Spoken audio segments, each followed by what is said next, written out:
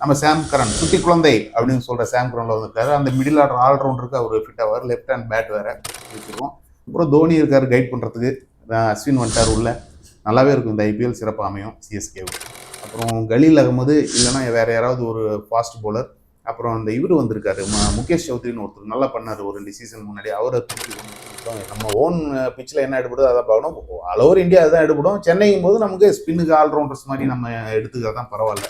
Pakistan match வந்து நடந்துட்டு இருக்கு நியூசிலாந்தில். ஆனால் அதில் இருக்க முக்கியமான பிளேயர்லாம் இங்கே தான் இருக்கிறாங்க. ஐபிஎல் ப்ராக்டிஸில் இருக்கிறாங்க. சிஎஸ்கே அடிக்கிறாங்களா இல்லை மும்பை இந்தியன்ஸ் அடிக்கிறாங்களா அப்படிங்கிற மாதிரி தான் போயிட்டு இருக்கும் எப்பயுமே. நடுவில் கம்பீர் வந்ததுக்கப்புறம் கேகேஆர் ஒரு எழுச்சி நம்ம பார்த்தோம். கம்பீர் வந்து இந்த தடவை கம்பீர் உள்ளே வர முடியாது, ஏன்னா இன்டர்நேஷனல் இருக்கிறதுனால. வணக்கம். வணக்கம் தம்பி. நல்லா இருக்கீங்களாண்ணா? நல்லா இருக்கேன். நீங்க எப்படி இருக்கீங்க? நல்லா இருக்கேண்ணா. ஒன் டைம் வந்து சினிமா சேனல் ஒன்று ஆரம்பிச்சோம், அது நல்லா போனுச்சு. உங்கள்கிட்ட தான் வந்து ஒரு ஆசி பெற்று போனோம். Useless mic. ஆமாண்ணா. இப்போ இன்னும் புதுசாக ஆரம்பிச்சிருக்கோம். சவுத் ஸ்போர்ட்ஸ் மைக்குன்னு. South sports mic. ஓகேண்ணா. SS mic. எஸ்எஸ் மைக் சொல்லாமா? Okay okay. உட்காருங்க சேர்ல உட்காந்து பேசலாம். உங்க ஆசீர்வாதம் இருக்குன்னா ஃபர்ஸ்ட் உங்ககிட்ட எப்பயும் உண்டு ஆசீர்வாதம் உண்டு. ஒரு கிரிக்கெட் ரசிகர், லவ்வர், ஒரு வெறித்தனமான ஃபேன் சொல்லலாம் கிரிக்கெட்டுக்கு. போதும் போதும். அடுத்து என்னதான் சிஎஸ்கே ஃபேனா இருந்தாலும் நீங்க நடுத்தரமா பேசுவீங்க இந்த டீமுக்கு அப்படின்னு சொல்லிட்டு. ஸோ உங்களை பேட்டி எடுக்கிறதுல ரொம்ப பெருமையா இருக்கு எங்களுக்கும்.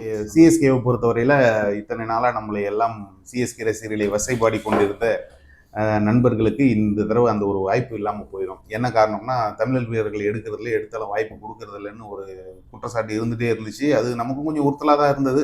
அது இந்த தடவை தீர்க்கிற மாதிரி 2 பேரை நம்ம தூக்கிட்டோம். நம்ம ரவிச்சந்திரன் அஸ்வின் அண்டு நம்ம விஜய்சங்கர் அவரும் உள்ளே வந்திருக்காரு. இது ஒரு நல்ல விஷயமா பார்க்கலாம்.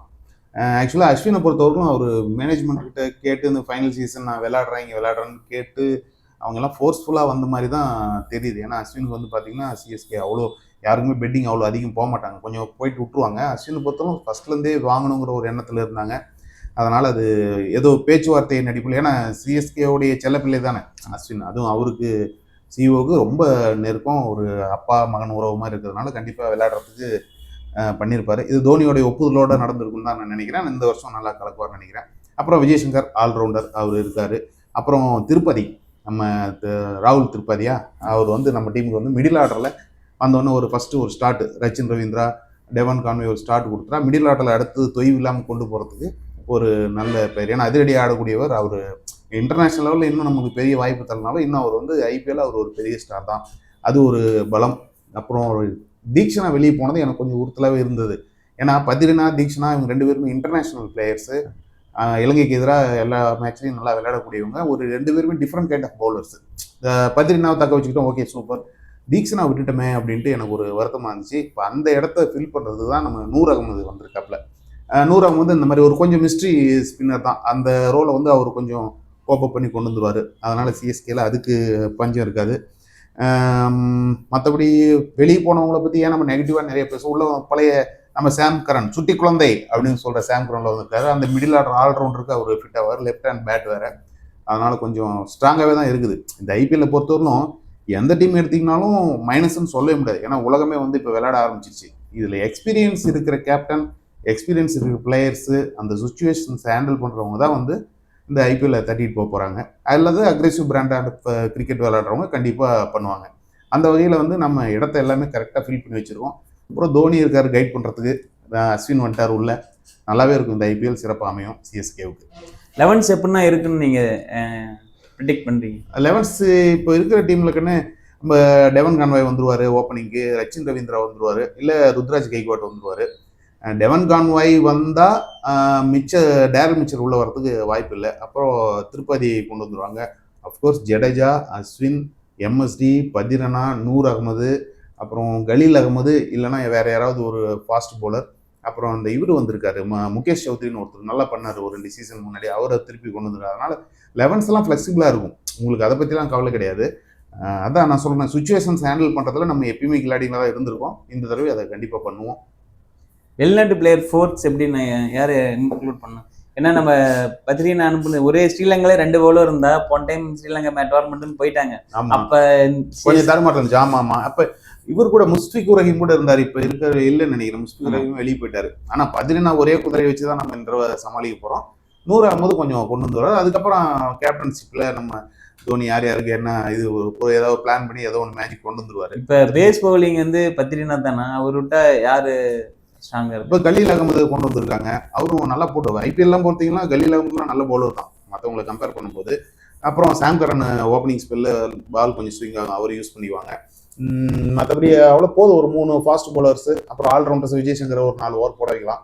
இல்லை 4 ஓவர் தான் இருக்குது, அப்போ 2 ஓவர் போட வைக்கலாம். ஏன்னா ஒரு குறை இருந்ததுன்னா எல்லாம் ஸ்பின்னா எடுத்துட்டாங்க, பேசிக் இம்பார்ட்டன்ட் கொடுக்கலன்னு ஒரு பேச்சு. ஆனால் நம்ம சென்னை பிச்சில் அதுதானே கண்ணு எடுத்துட்டோம். நம்ம ஓன் பிச்சில் என்ன எடுப்படுதோ அதை பார்க்கணும். ஆல் ஓவர் இந்தியா அதுதான் எடுப்படும். சென்னையும் போது நமக்கு ஸ்பின்னுக்கு ஆல்ரவுண்டர்ஸ் மாதிரி நம்ம எடுத்துக்கிறது தான் பரவாயில்ல. அதனால இது வந்து வெறும் செட்டில்டு 11 தான், அதை பற்றி ஒன்றும் பிரச்சனை இல்லை, நல்லாவே இருக்கும். இந்த தடவையும் சென்னை டீம் வந்து வெளிநாட்டு பிளேயர் பத்ரினா இருக்காரு, அவர் டோர்னமெண்ட்னு போயிட்டாரு, அவருக்கு ரீப்ளேஸ்மெண்ட்டாக யாரை வைப்பாங்கன்னு நினைக்கிறேன். இல்லை, இந்த தடவை அவர் ஃபுல்லாக ஆடுவார் போல இருக்கு. எங்கேயுமே வேர்ல்டு ஃபுல்லாக இது எல்லாமே நோக்கி எல்லா பிளேயர்ஸும் அவங்கவுங்க போர்டுக்கு நோட்டீஸ் கொடுத்துருக்காங்க, இந்த டைமில் விளையாடணும், இந்த டைம்லாம் விளையாண்டே ஆகணும்ட்டு. அதனால எங்கேயும் ஃபிக்ஸஸ் கிடையாது. இப்போ கூட பார்த்தீங்கன்னா நியூசிலாந்து பாகிஸ்தான் மேட்ச் வந்து நடந்துட்டு இருக்கு நியூசிலாந்தில். ஆனால் அதில் இருக்க முக்கியமான பிளேயர்லாம் இங்கே தான் இருக்கிறாங்க, ஐபிஎல் ப்ராக்டிஸில் இருக்கிறாங்க. அங்கே இருக்கிறவங்க வந்து ஒரு பி டீம் மாதிரி தான், அதுவே பாகிஸ்தானை போட்டு பேட்டை எடுத்துகிட்டு இருக்குது. அதனால் எல்லாருமே மோஸ்ட்லி நல்லா இங்கே தான் இருப்பாங்க, இந்தியாவில் தான் இருப்பாங்க. வேர்ல்டு கிரிக்கெட் பிளேயர்ஸ் அத்தனை பேரும். சிஎஸ்கேக்கு இந்த வருஷம் எப்படின்னா இருக்கு, கப் அடிக்க வாய்ப்பு இருக்கு? எப்பயுமே கப்பு சிஎஸ்கேவுக்கு அடிக்கிறதுக்கு வாய்ப்பு இருக்குது. சிஎஸ்கே அடிக்கிறாங்களா இல்லை மும்பை இந்தியன்ஸ் அடிக்கிறாங்களா அப்படிங்கிற மாதிரி தான் போயிட்டு இருக்கும் எப்பயுமே. நடுவில் கம்பீர் வந்ததுக்கப்புறம் கேகேஆர் ஒரு எழுச்சி நம்ம பார்த்தோம். கம்பீர் வந்து இந்த தடவை கம்பீர் உள்ளே வர முடியாது, ஏன்னா இன்டர்நேஷனல் இருக்கிறதுனால இதுக்கு ஏதோ ஒரு இது இருக்காட்டிருக்கு, நாம்ஸ் இருக்காட்டிருக்கு. அதனால் அவர் இல்லை. இருந்தாலும் அங்கே சந்துன்னு ஒருத்தர் இருக்கார், அவர் வந்து இவர் மாதிரியே தான், ஒரு டிக்டேட்டர்ஷிப் மாதிரி தான். அவரும் பயங்கர ஸ்ட்ரிக்டான ஆள், ஃபோன்லாம் எடுத்துகிட்டு வரக்கூடாது அப்படி இப்படின்ட்டு ஒரு ஸ்ட்ரிக்டான ஒரு கோச்சு. அதிரடியாக விளையாண்டு உயிரே கொடுக்கணும் அப்படிங்கிற அளவுக்கு கொண்டு வரதுக்குள்ளே டீம் வச்சிருக்காரு கேகேஆர். அதனால் அவருடைய தலைமை இருக்கிறதுனால அதுவும் ஒன்றும் சரியாக வந்துடும். கேகேஆரும் நல்ல டீமாக தான் வந்துடும். நம்ம பவுலிங் கோச் பிராவோ அங்கே போயிட்டாரு கேகேஆருக்கு. ஆமாங்கண்ணே, அவர் பிராவோ பவுலிங் கோச் அப்படிங்கிறத விட அவர் டெக்னிக்கலாக இல்லைனாலும் அவர் அந்த ஸ்லோ பவுன்சர்ஸு ஸ்லோ பால்ஸ் போடுறதுல அப்போ எக்ஸ்பர்ட் தான். அது வந்து பண்ணி இப்போ எல்லாருமே எக்ஸ்பர்ட்ஸ் நிறைய வந்துட்டாங்க இல்லையா. பிராவோலாம் வந்து சென்னை பிளட் தான், அது எங்கே போனாலும் அவருடைய இது மனசு இங்கே தான் இருக்கும்னு வச்சுக்கோங்களேன். இது சுழற்சி மாறும், அது நம்ம மாற்றம் ஒன்றே மாறாது, அது நம்ம ஏற்றுக்கிட்டு தான் ஆகணும். இனிமேல் வந்து தமிழ்நாட்டு பிளேஸ் இல்லைன்னு சொல்லிட்டு இல்லை, குறை அதை முன்னாடி சொல்லிட்டேன், அது வழியெல்லாம் பண்ணிட்டாங்க. இருந்தாலும் ஏதோ குறை சொல்லுங்கிறவங்க குறை சொல்லிட்டு தான் இருப்பாங்க. அது ஆரோக்கியமாக இருக்கிற வரையிலும் ஒன்றும் தப்பு இல்லை, ஏதோ ஒன்று சொல்லிட்டு இருக்கலாம், ஜாலியாக தானே. நம்ம தோனி சார் இந்த 3 வருஷம் விளையாடுவாரா இல்லை இதோட போயிடுவார்னு நினைக்கிறேன்? போன வருஷமும் கேட்டீங்க, ஒரு வருஷம் விளையாடுவார்னு சொன்னேன். இந்த வரையும் விளையாடுறாரு, பார்க்கலாம். இந்த வேர்ல்டு கப்பு நம்ம இப்போ இந்த சாம்பியன்ஸ் டிராஃபிலாம் ஜெயிச்ச உடனே இப்போ இந்தியாவே ஒரு செலிப்ரேஷன் மூடில் இருக்கிறதுனால ரிட்டைர்மெண்ட் பற்றி யாரும் கேட்கல. எல்லாருமே இருக்கட்டுமாங்கிறோம். ஒருவேளை சாம்பியன்ஸ் டிராஃபி தோத்துருந்தோம்னா ஃபைனலில் கோலியே வெளியே போய் சொல்கிறதுக்குலாம் ஆள் இருந்தாங்க, பயங்கர தமாசா இருந்துச்சு அதெல்லாம். அதனால தான் இப்போ எல்லாரும் பாருங்கள், அட்வர்டைஸ்மெண்ட்லேருந்து எல்லாம் வர ஆரம்பிச்சிட்டாங்க, எல்லாம் ஒரு ஹாப்பி மூடில் இருக்கிறோம். அப்புறம் ஐபிஎல் களைகட்ட தானே செய்யும். தேங்க்யூண்ணா. தேங்க்யூ தம்பி.